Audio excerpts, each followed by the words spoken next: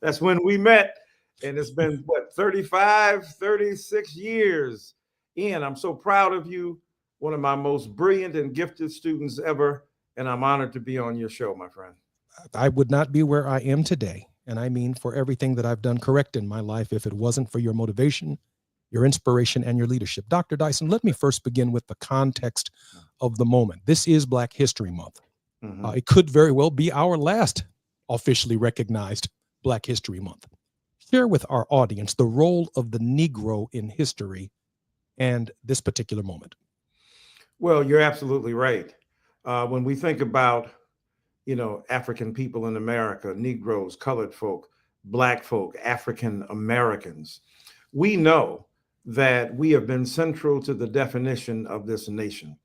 We have provided physical brawn and sweat to literally build the institutions of America. We've provided intellectual, spiritual, and moral wherewithal to make certain that these institutions were governed by and regulated with an ideal expression of the good, the summum bonum, the highest good that one might imagine. And we have provided the vision and stamina for America to overcome the obstacles that prevent the flourishing of America at its best. We've seen America at its worst. It's denial of opportunity, it's denial of respect, it's denial of dignity.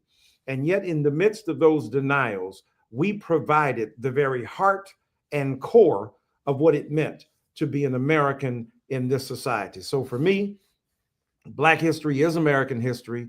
The role of the Negro, the role of the African, the role of the Black person, the role of us as we have garnered enormous integrity by virtue of our enormous sacrifice to be able to, if you will, pay the cost to tell the truth about what America is. James Baldwin said, I love America more than any nation on earth. Therefore, I reserve the right to aggressively and relentlessly criticize her.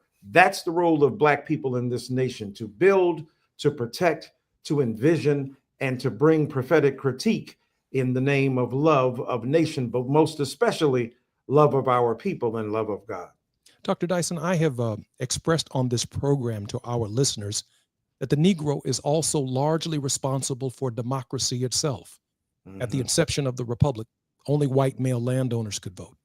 That's And then right. the 13th, 14th, 15th Amendment, and then the suffragettes, motivated by our movement, advanced the 19th Amendment, and ultimately the 26th Amendment, allowing 18-year-olds to vote. In a Right. real sense, Dr. Dyson, the Negro is the Constitution. Oh, it's the linchpin of what it means to have American democracy. And you're absolutely right. And I'm glad you gave that, genealogical analysis of the evolution and development of the central documents that define American life and how important we have been to define those documents and to make those documents live. What did Dr. King say the night before he was murdered? All we ask, America, be true to what you said on paper. So there was a transmission problem from the parchment to the pavement, from the ink to the incarnation of that truth. And so, because of our sacrifices, because of the laws being changed, because of our presence, our relentless advocacy for the best of this nation, that accrued to many other constituencies, that redounded positively to many others. Let me give you another example besides the brilliant ones you've noted there. There was a big debate and a huge fight about the Civil Rights Bill in 64. So some slick Southerners, white Southerners, probably Dixiecrats among them, said, I know how we can sink this bill. We can add stuff about women and gender, and nobody's going to go for that. And that will sink the whole bill. You know what happened. You're a great historian.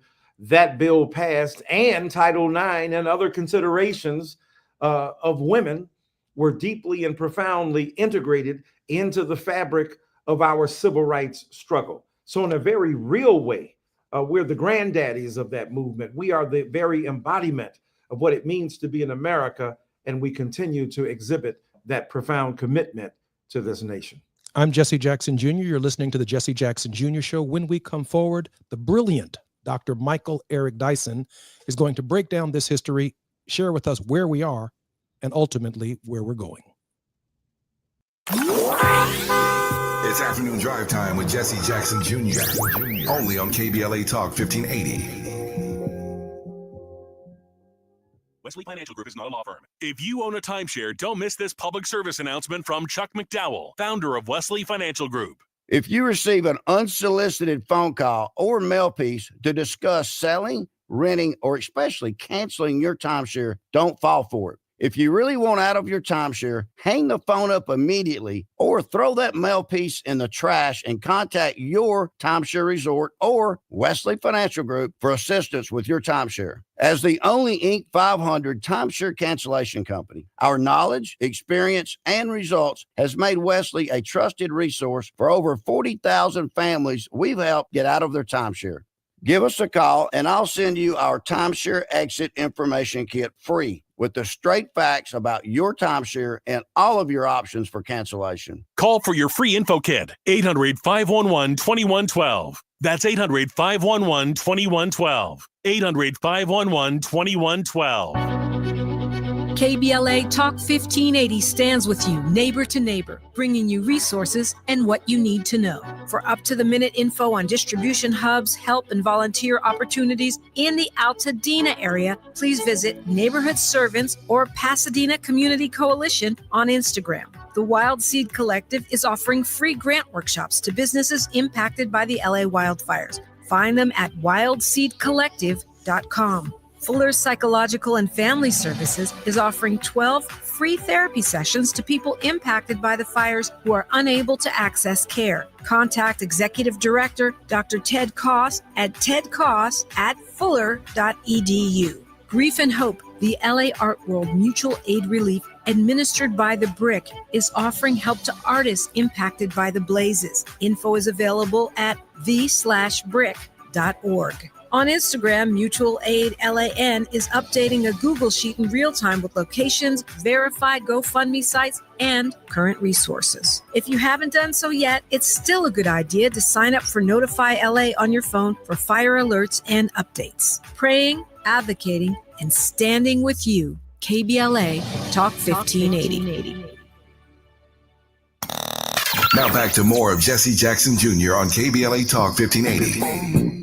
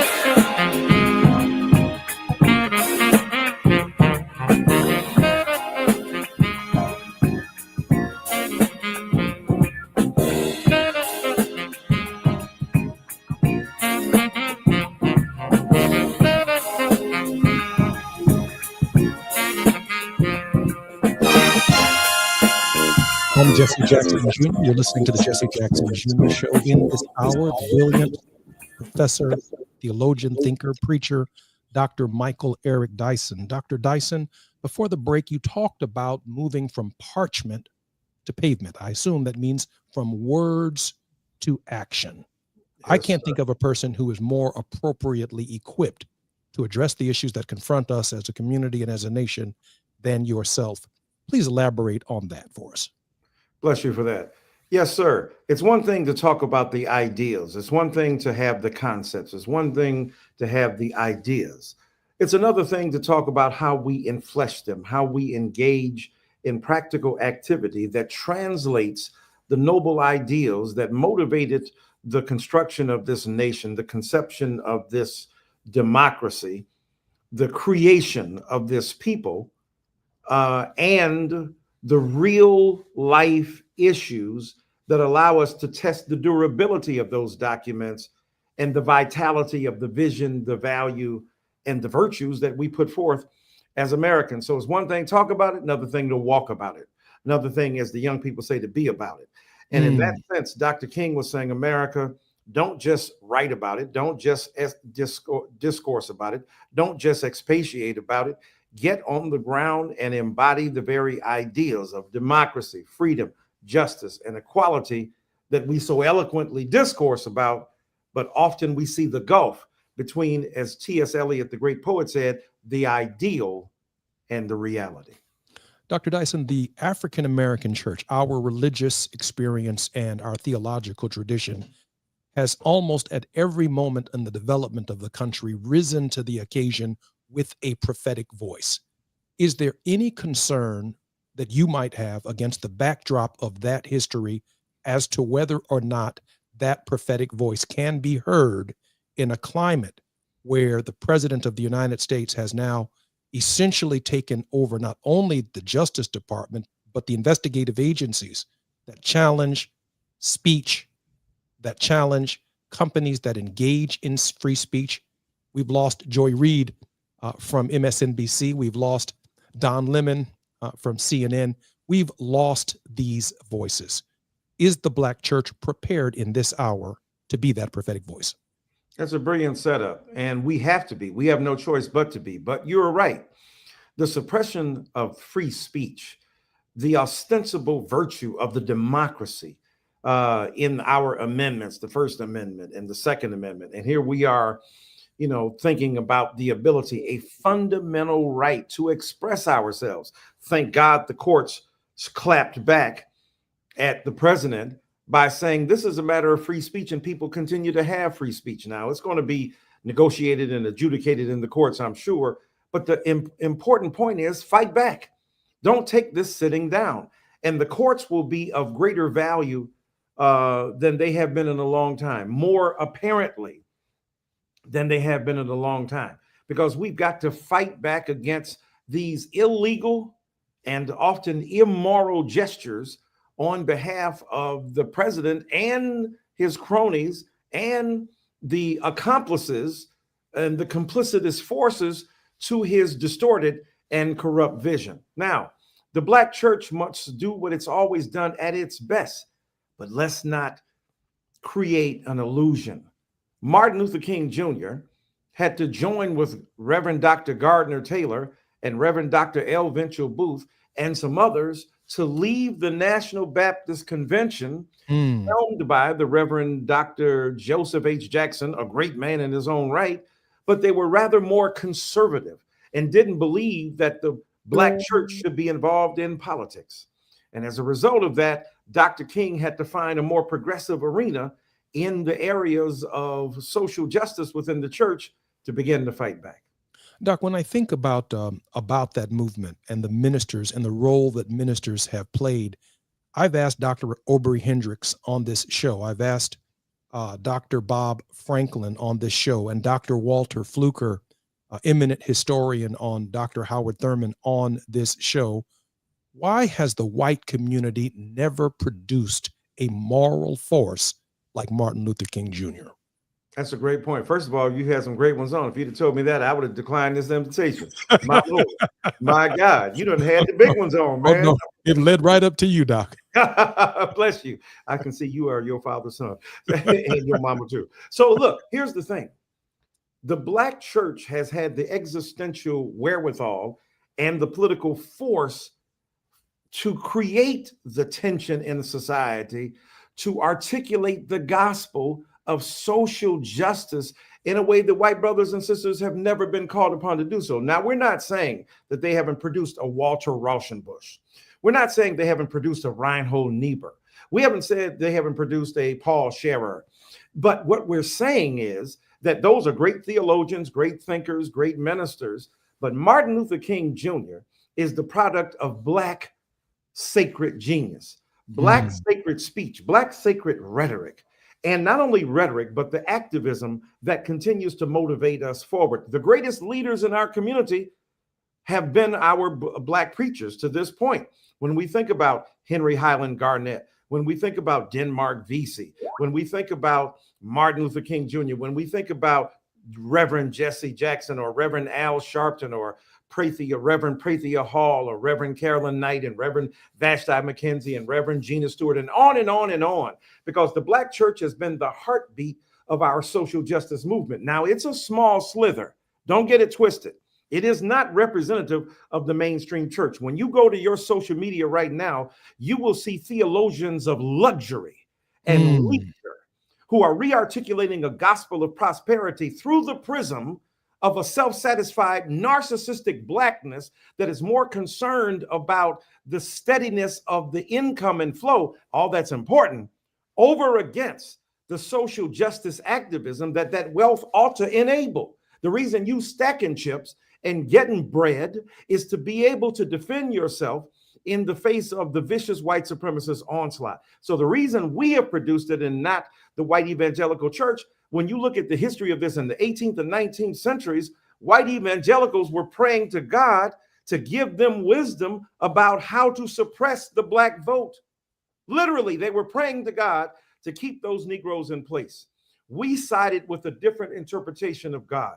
We sided with a different understanding, which is why I think it's extremely important that Black people not read the Bible literally.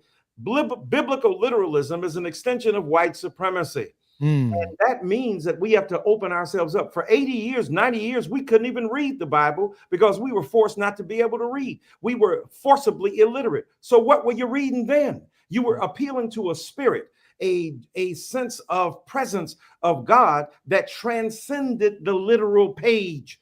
That's what we've got to turn back to. And that's why we've produced at our best the most prophetic, incisive social justice demands based upon the gospel that anybody in this nation has ever done. Doc, I'm profoundly concerned, and we've got about 8 minutes left in this particular segment, and I just want to unleash you on the nation here. We have more Black PhDs in the seminary than we've ever had, and in the pulpits than we've ever had. And yet Martin Luther King Jr., your point, from parchment to pavement. How do we take the words of the gospel, and in what ways should we take the words of the gospel and turn them into flesh? Yes, sir. Great point. Look, first of all, we got to take being in those seminaries seriously. Now, you know, you've been there. I teach there. A lot of young Black people come to the seminary. Be careful. Don't let those Bible busters get to you. Don't let those theologians who don't believe in Jesus undermine your understanding of what the word is. I hope we can shake people loose from the doldrums of literalism. I hope we can shake them loose from what John Bunyan called the slough of despond, out of the despondence of a biblical faith that does not rest upon actual belief in a God who still speaks. When you close that Bible, you have neither closed God's mouth nor mind. God continues to speak. And we have to have people who are in touch with that alive God, with that God who continues to motivate us. You mentioned Walter Fluker and Howard Thurman. Howard Thurman said, what's interesting about life is that life itself is alive. But he also said, you can go to the Atlantic Ocean. You can dip your glass in the Atlantic Ocean. It may be full of the Atlantic Ocean, but it ain't all the Atlantic Ocean. Truth is the same way. You might be full of truth, but you ain't got it all. So we have to understand in this particular era that we have to learn ourselves and then teach our people. We often close them off. We don't want to teach them about the higher critical method. We don't want to teach them about sit-sum labum. In other words, the situation in which the gospel finds us in our social location and how we do it. We don't want, we ain't got to say all that, but we have to translate that for our people. And too often we're unwilling to do that. And as a result of that, our people are biblically illiterate in the best sense of that word. And then we got to teach our people who go, well, I don't want to go to no church and all they talking about is politics. Here's the point. Your church is born in politics. The moment Richard Allen said, we're not going to sit up here and let these white folk bum rush us and discard us and treat us as disposable, we're going to leave the white church and start our own church. Your church is literally born in politics. That's why our greatest leaders have often derived inspiration, even when they weren't ministers, even when they were women who were forbid forbidden the theological office of preaching, preached nonetheless. They are examples of what it means for us as Christian ministers, theologians, leaders, to be able to articulate this gospel of liberation and emancipation, and to join what Jesus did to what we're doing now, from parchment to pavement. Here you are preaching about Jesus is the light of the world, and people can't keep their lights on. Here you are talking about Jesus is the water of life, and they can't even keep their water bill going. So the point is, how do we close the gap between those two? And I'm not saying this because you're here, but your father was one of the greatest, is one of the greatest geniuses of translating biblical insight and theological verity into practical forms of action that should be adopted. When you served as a congressman in this nation, you were a prophetic congressman. You spoke with your great oratorical ability on the floor of that Congress, and you introduced ideas that had scarcely darkened, pun intended, those halls for quite some time, my friend. So your family alone, your contribution, now with your brother extending it, your family alone has made an extraordinary contribution to the translation of the gospel. We talk about the J.B. Phillips or the Revised Standard Version. Let's talk about the Jacksonian biblical principle. Let's talk about the translation of the gospel ideals to the practical social dimensions that Black people need most, especially now that we've got an orange apparition beclouding the horizon of American politics, suppressing the right of people to be able to speak. We must speak more bravely and more intelligently now than we have ever done. Doc, I want to make a pivot right there, because the first part of our show with you has been about the inspiration, the motivation, the theological context that explains why we do what we do. Mm-hmm. We've had the first 15 presidents. They tolerated slavery. One of them, the 16th, wanted to stop its expansion westward. Then we've had presidents through first Reconstruction, presidents who tolerated Jim Crow from Tilden and Hayes all the way to Brown versus the Board of Education. The idea of democracy after Brown versus the Board of Education is a relatively new concept, which includes the 64 Civil Rights Act, the Voting Rights Act of 65, and subsequent public accommodations, all the way up to Roe v. Wade and even additional civil rights bills. But Doc, and I know we're going to talk about some of this after the break, but I want to get you started now. This is a unique moment in American history. We've never confronted anything like what you've just called the orange aberration. Right. No, first of all, your genealogy is brilliant. Both Nietzsche and Foucault would be clapping right now. The point is, you've summarized in full scope and in brief measure the intensity of the debate and the dialogue within our own culture, within our own political systems about how best to deliver democracy. What are the mechanisms that allow the delivery of the ideals that motivated us to form this union in the first place? And you're right. We ain't never seen nothing like this, where the very head of the government is challenging the very construction of the government. When the very titular head of this government, this administration at least, is the very embodiment of a Manchurian candidate, so to speak, that continues to challenge the veracity, the legitimacy, and the power of this government. That's why we got to raise our voices, stand up, and speak truth to power. Our very special guest in this hour is none other than the prophetic leader of modern civil, political, and nonviolent discourse, the Reverend Dr. Michael Eric Dyson. Dr. Dyson was one of my seminary professors and one of the motivating forces that I had, not only to finish the seminary, but to enter public life and public ministry. I'm Jesse Jackson Jr. You're listening to the Jesse Jackson Jr. Show. When we come forward, we'll have Dr. Michael Eric Dyson, and we are going to continue down the path of taking apart what we're hearing with what he referred to as the orange aberration. It's afternoon drive time with Jesse Jackson Jr. Only on KBLA Talk 1580.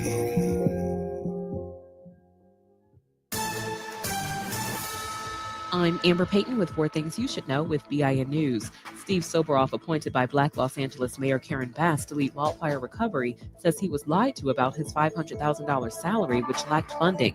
Instead of quitting, he chose to work for free, sharing his frustration last week.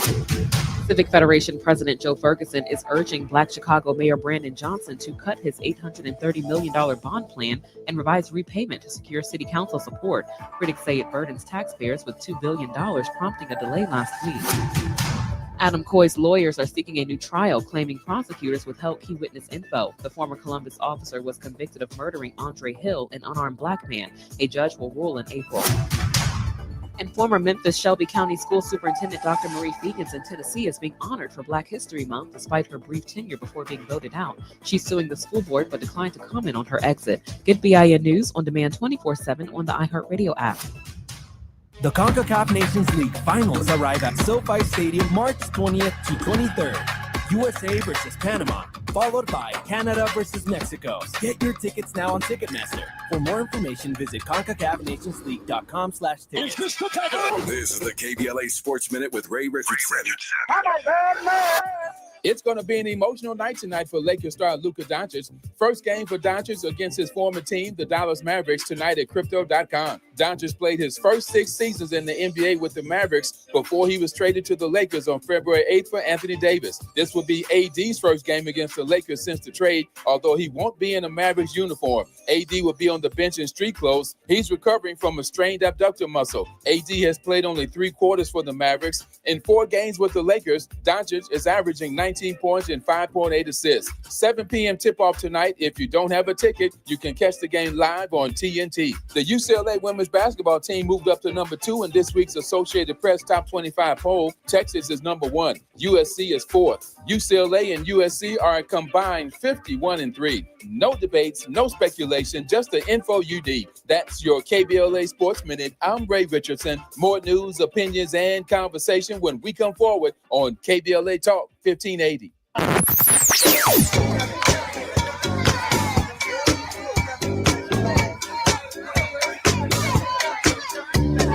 This is KBLA Talk 1580. Talk radio. That's music to your ears. We're unapologetically progressive. KBLA Talk 1580. I have a dream today. From the inventors who transformed our world to the activists who changed our nation, their stories shaped America. This February, KBLA Talk 1580 celebrates Black History Month with powerful conversations, untold stories, and voices that need to be heard. Join us all month long for special programming that honors the past while inspiring our future. Black History Month on KBLA Talk 1580. Our history, our voices, our time. There's new reaction following the Trump administration's sweeping efforts to cut the federal workforce. Fired but not forgotten. The Testimony Project. Bearing witness, breaking silence, building community. KBLA Talk 1580 is committed to amplifying the voices of Black federal workers impacted by the mass firings. Rooted in the Black tradition of testimony, this initiative ensures that those who served us are not erased from history. Through firsthand accounts, investigative storytelling, and community-driven dialogue, we intend to expose injustice, preserve truth, and demand accountability. If you or someone you know has been forced out of federal employment due to the mass firings, please contact us at info@smileyAudiomedia.com or via the open mic feature on the KBLA 1580 app. We want to hear from you and share your story. KBLA Talk 1580, we've got your Black.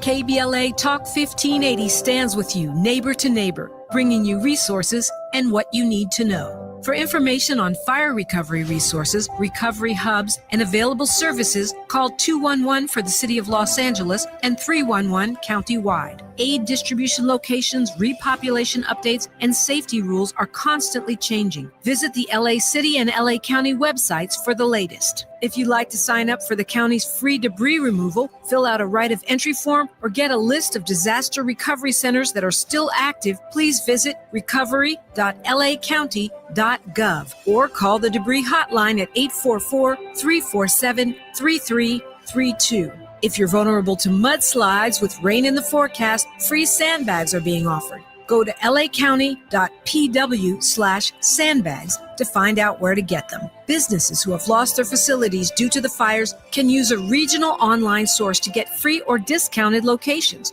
Whether you're interested in donating or finding space, you can visit the Business to Business Space Share portal at spaceshare.lacounty.gov. Additional LA County small business support and programs can be found at opportunity.lacounty.gov. Praying, advocating, and standing with you. KBLA Talk 1580. You're listening to Jesse Jackson Jr. on KBLA Talk 1580.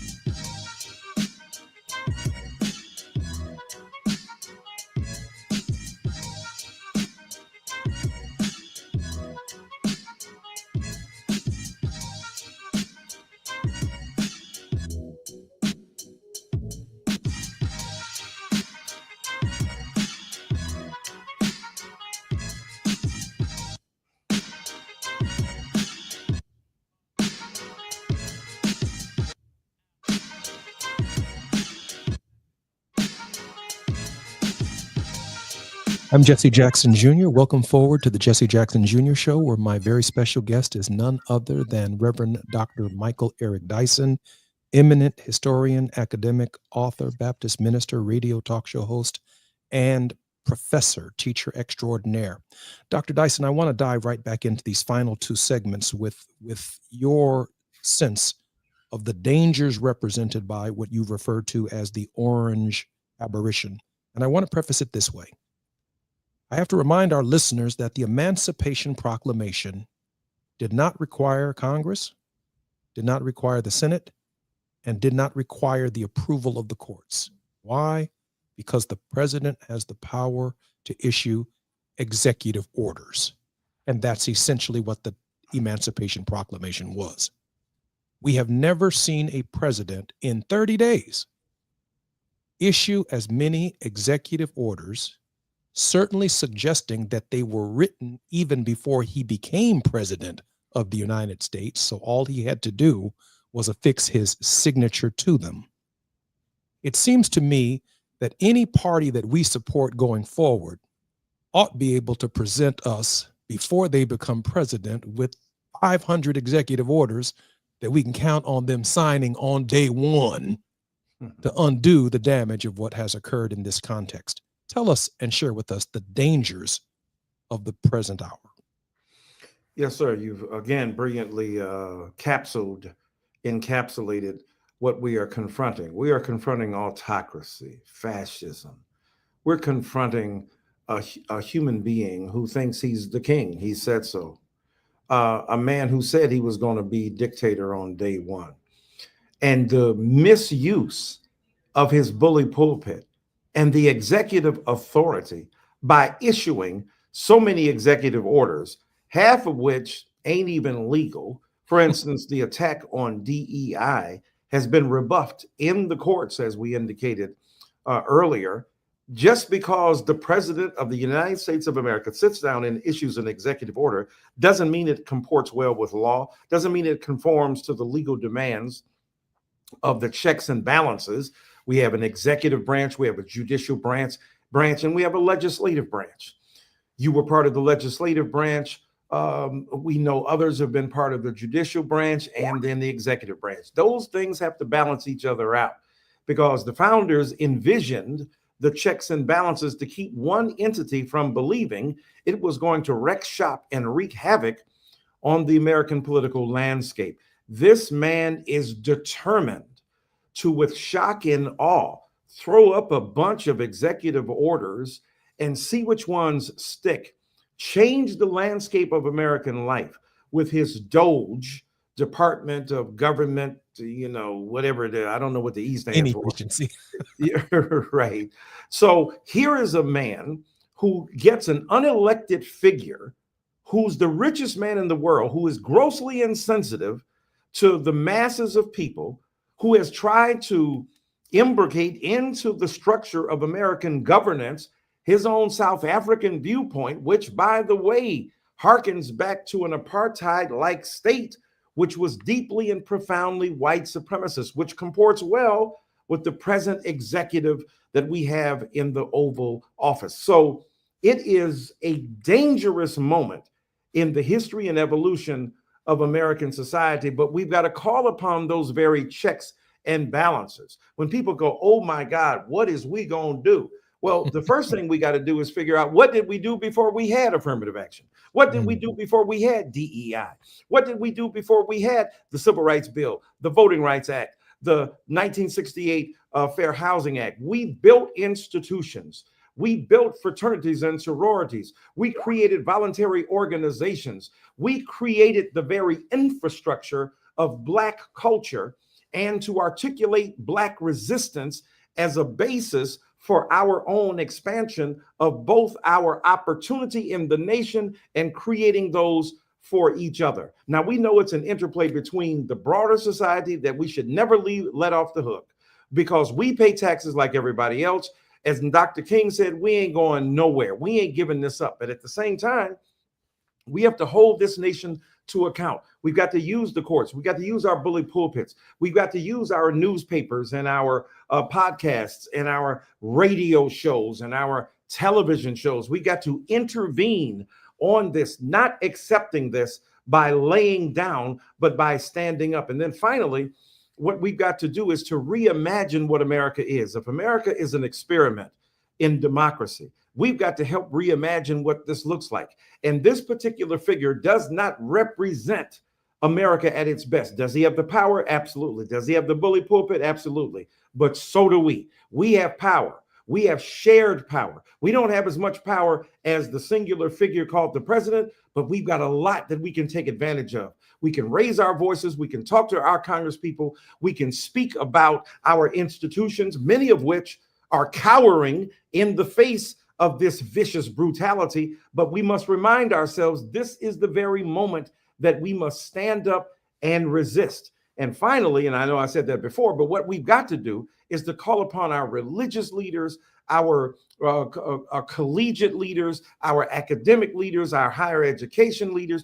We got to turn our churches into Saturday schools. If they are banning books by Black people, if they are banning what we do as African-American people, we got to have Saturday schools where we got lawyers and doctors and professors teaching our children on the weekend. I remind people that when you think about Malcolm X talking about Plymouth Rock, and you think about Dr. King saying, we were here before Jefferson etched the magnificent words of the Declaration of Independence on July 4th, 1776. Yes. That the Negro has a burden and a critique of America that is unlike any other group of people that have ever migrated, immigrated, or were brought here in slave ships. True. That history does matter to who we are. And that history shows a history of unfreedom. I learned this from you in class, that the longest form of history is in unfreedom. The idea of freedom and liberty is a new concept. That's right. It's only about 200 or so years old, and it has required constant adjustments. And so when we think about the struggles that we've engaged in, it has been our pavement, not just the parchment, but our making it happen on the ground that matters to the progress of our people. Doc, we have about 2 minutes left in this segment. Your thoughts? Amen. That is exactly what we have been. We have been the bellwether, the benchmark. We have been the canary in the coal mine. We have been the warning to America that what happens to us will happen eventually to you. Let's not forget, Racism is a dry run for fascism. Racism is a rehearsal for autocracy. Everything that people are worried about in fascism, ain't got no vote, ding. Voices are suppressed, ding. Books are not being read, ding.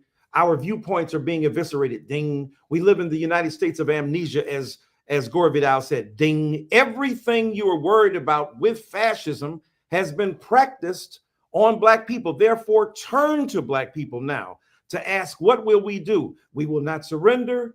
We will not cave into cynicism. We will not capitulate into hopelessness. Howard Thurman said, refuse the temptation to scale down your dreams to the event, which is your immediate experience. In other words, this particular experience, divorce, kids not acting right, racism is prevailing. This will not exhaust or define who you are. He says you got a choice. You can be a prisoner of the event you confront, or you can be a prisoner of hope. I choose to be a prisoner of hope. I'm Jesse Jackson Jr. You're listening to the Jesse Jackson Jr. Show. Our very special guest is Reverend Dr. Michael Eric Dyson. While you're stuck in traffic, we can at least bring you up to speed on the news of the day. You're listening to Jesse Jackson Jr. only on KBLA Talk 1580.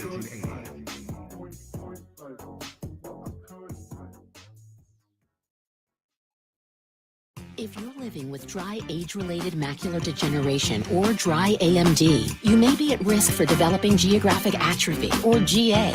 GA can be unpredictable and progress rapidly, leading to irreversible vision loss. Now there's something you can do to slow it down.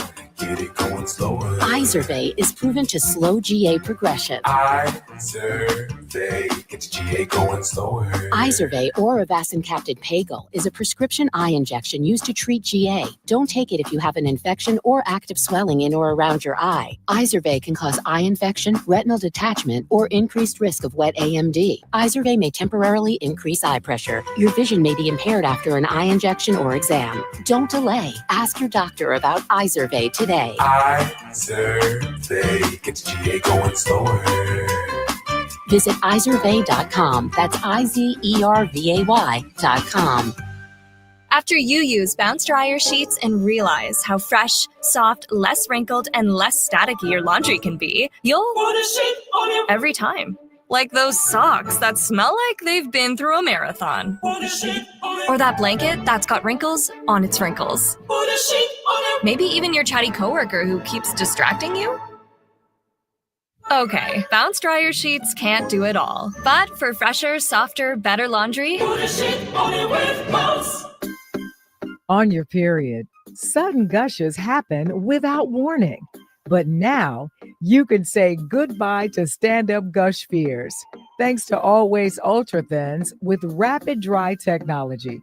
It absorbs gushes 2 times faster than the leading store brand and gives you up to 100% leak-free protection. Hello, clean and comfortable with Always Fear No Gush. KBLA Talk 1580. We've got a lot to talk about. KBLA Talk 1580 reminds you that we keep us safe. Every girl deserves a chance to shine. That's the belief behind Forgiving for Living, Inc. Since 1999, this organization has been empowering at-risk girls ages 13 to 18, helping them overcome behavioral and mental health challenges. Founder Wendy Gladney's personal journey inspired the mission to give girls hope and purpose through the power of forgiveness. Through their ambassador program, workshops, and annual conference, Forgiving for Living has touched over 3,000 young lives, providing mentoring, life skills, training, and tools for building self-esteem and confidence. You can make a difference. Visit forgivingforliving.org to donate, volunteer, become a mentor, or find help for a young girl in need. Forgiving for Living, Inc., building brighter futures for young girls. Visit forgivingforliving.org today. This is a community call to action from KBLA Talk 1580. Life blooms in beautiful ways. The Afia Center invites you to celebrate at the end with Red Gala, honoring the strength and resilience of Black women living with HIV. Join us for an evening of empowerment as we launch the Barbara Cambridge Scholarship and kick off Herstory Month with our theme, Life in Full Bloom. Your support helps create vital HIV programming and builds a future where every voice is heard and every story matters. The end with Red Gala, because every flower deserves to bloom. To learn more and to donate, visit theafiacenter.org. Now back to more of Jesse Jackson Jr. on KBLA Talk 1580.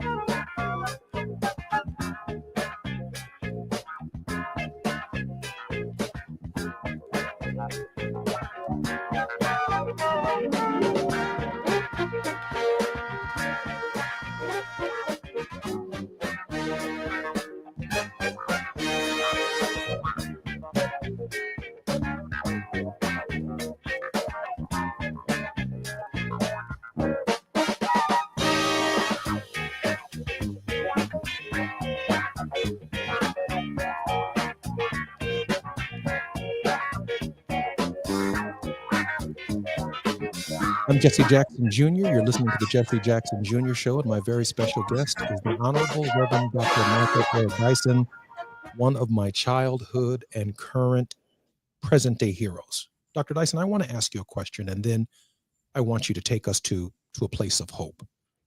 When I think about the beginning of First Reconstruction, the 13th, 14th, and 15th Amendments started that process. And then Tilden and Hayes, and then Plessy versus Ferguson, a Supreme Court decision that began Jim Crow. Through that very violent period towards African Americans, Nazis marched. Nazis were even allowed to come to the United States and to Venezuela, Latin American countries, as they escaped Nazi Germany and began spreading their influence. And then Thurgood Marshall and a number of cases came together in Brown versus the Board of Education. And we have a whole new generation that has only known Second Reconstruction. Unlike the struggle in the 60s, the courts don't appear to be on our side this time. There's no Brown versus the Board of Education to undergird the 1964 and 65 Civil Rights Act and Voting Rights Act. We have a court that seems to be in lockstep with the authoritarianism and the autocracy that you spoke about. One, I'd like your thoughts on the question of the absence of the courts in our struggle, beyond the district courts and those that might have courage, like Tanya Chutkin, and even my judge who sent me to prison, Amy Berman Jackson, has been putting up a hell of a fight in the district court in Washington, D.C. I'm really, really clear on who they are. Right. But at the same time, Doc, I want to add that you taught me that Nat Turner mattered, that Sojourner Truth mattered, that Martin Luther King Jr. mattered, that Denmark Vesey mattered, that Malcolm X mattered, that don't pick Martin over that they all mattered, that Thurgood Marshall mattered, that Jesse Jackson mattered, that Barack Obama mattered, that Kamala Harris mattered.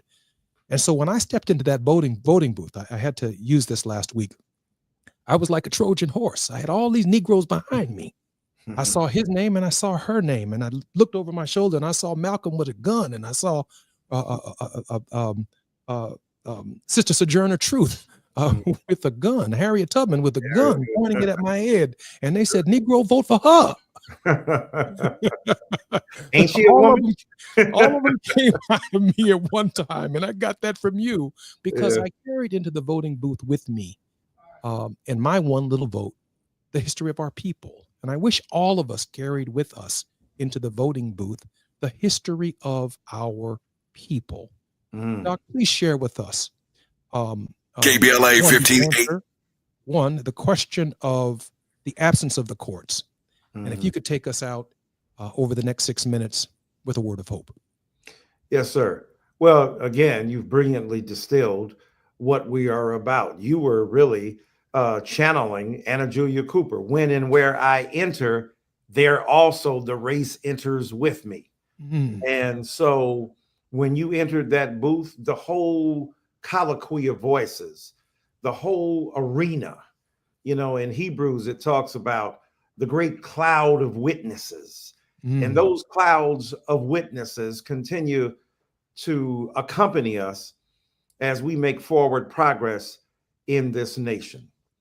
The quote I had from Howard Thurman is what gives me hope.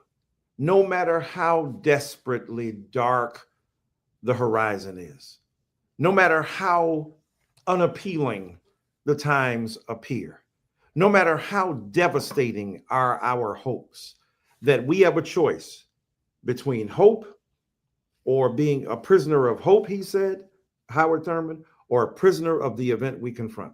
You are absolutely right. The courts are not now with us. We want the pendulum to swing, but it done swung against us right now. And for those who say, don't make no difference, don't make no never mind who's in office, they're all the same, this is your bitter lesson.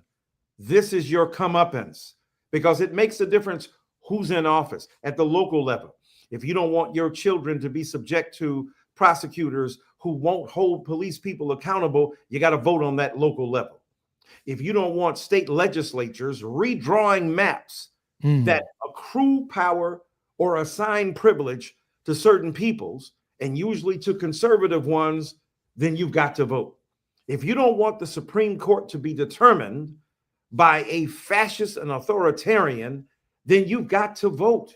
Are they perfect? No. Are elections perfect? No. But elections have consequences. And as a result of that, this man has stocked in his first term as 45, the courts, the federal courts with his judges, and now as 47 is continuing to lay out schemes, dreams, and agendas that will in part be supported by the very people who he put on court. But what we got to remember are two things. First of all, there is an election in 2 years. Don't forget that. This ain't forever. This is not permanent. That's number one. And number two, we have to continue to remember when we had none of the advantages we have now, we continue to speak, to thrive, to stand up, to articulate our ideas, to express who we are as a people, and to appeal to the grand traditions that have shaped and nurtured us in the past.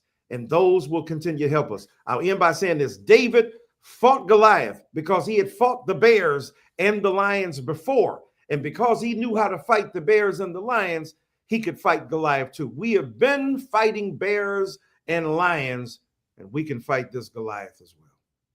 I just want to encourage our listeners to download the KBLA app, download the WVON app, and share this YouTube post. This is Reverend Dr. Michael Eric Dyson offering us some serious leadership. We need to take it to heart. Dr. Dyson, thank you very much for joining me on the Jesse Jackson Jr. Show. Proud of you. Thank you for having me.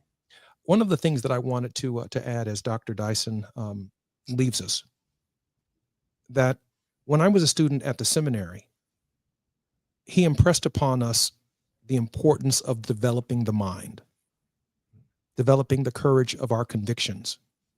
Yes, to read the Gospels, but to process the Gospels through our experience as African Americans. Processing the gospel, not just literally, but through our experiences in the present. The Bible says, to serve this present age, woe may all my powers be engaged to do my master's will. That lesson for me came from Dr. Michael Eric Dyson. I'm so grateful, Professor. Thank you for joining us on the Jesse Jackson Jr. Show. Thank you for having me. You keep doing a great work. God bless you. You continue to be an instrument of divine authority in these troubling and horrible times. Any other last words, Doc, before you go? I'll say this. It is vitally important for us to read for ourselves. Don't take what you see on the internet and somebody said, oh, it's all over. It's not. Be informed, because when you're informed, you can understand that half the stuff this man is doing is illegal, will be rebuffed. Secondly, a lot of the stuff that he's saying has to be put into context. Thirdly, find out who your real allies are, because the easy capitulation to anti-DEI and anti-Blackness will prevail, but we begin to discover who our allies are. And then fourthly, never forget the power of your pocketbook and your ability to say no. And when you say no, you can say yes to each other. Dr. Dyson, I certainly hope you find a home on our show. Bless you, my friend. It's great being here. I'm Jesse Jackson Jr. You've been listening to Reverend Dr. Michael Eric Dyson. I'm so grateful for this opportunity. Thank you, Professor. Thank you, sir.